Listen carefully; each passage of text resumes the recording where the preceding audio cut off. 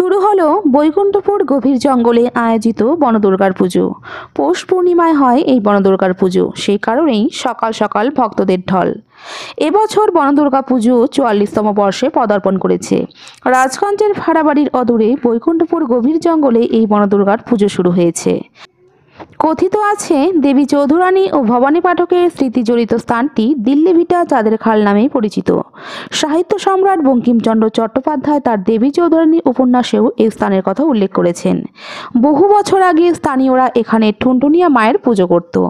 একটা সময় এই পুজোকে কেন্দ্র করেই প্রচুর মানুষ ওই বনে ভিড় করতেন।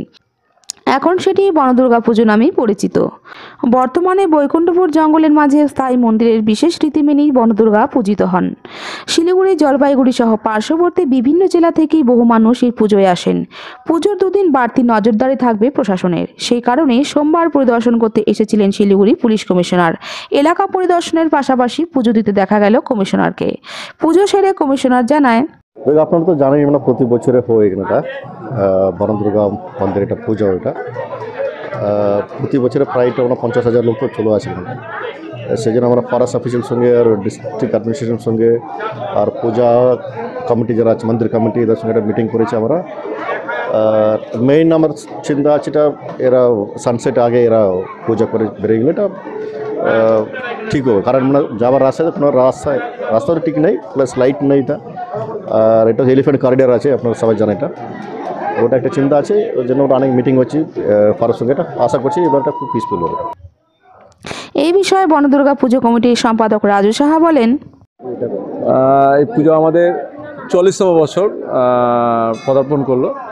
প্রতি বছরের পৌষ পূর্ণিমাতে বাৎসরিক পূজা হয়ে থাকে আমাদের এখানে। এই মায়ের পূজা, এই দিল্লি ভিটা চাঁদের খাল শ্রীমা বনদুর্গা পূজা। এখানে কীভাবে পূজার অনুষ্ঠানটা আপনারা আয়োজন করেন? অনুষ্ঠান বলতে মায়ের পূজা প্রতি বছরের পৌষ পূর্ণিমাতে এখানে হয়ে থাকে, এবং তাছাড়া সারা বছরই আমাদের প্রতি পূর্ণিমাতে এখানে মায়ের ভোগ হয়। বাৎসরিক পূজা উপলক্ষে আমরা প্রস্তুতি হিসাবে এখানে ভক্তবৃন্দ আসার বিশেষ ব্যবস্থা, রাস্তাঘাট তারা যেন আসতে পারেন, পুজো দিতে পারেন, তার ব্যবস্থা, শৌচালয়ের ব্যবস্থা, জলের ব্যবস্থা, সব ব্যবস্থা আমরা করি এখানে। এবং মায়ের পৌষ পার্বণ, যে পার্বণ নতুন চালের, সে চাল দিয়ে পিঠা পুলি তৈরি করা হয়, মাকে ভোগ দেওয়া হয়। এবং যে এলাকায় পুজো হয় সেটা হলো বৈকুণ্ঠপুর ডিভিশনের দিল্লি ভিটা চাঁদের খাল বন অঞ্চলের ভিতরে।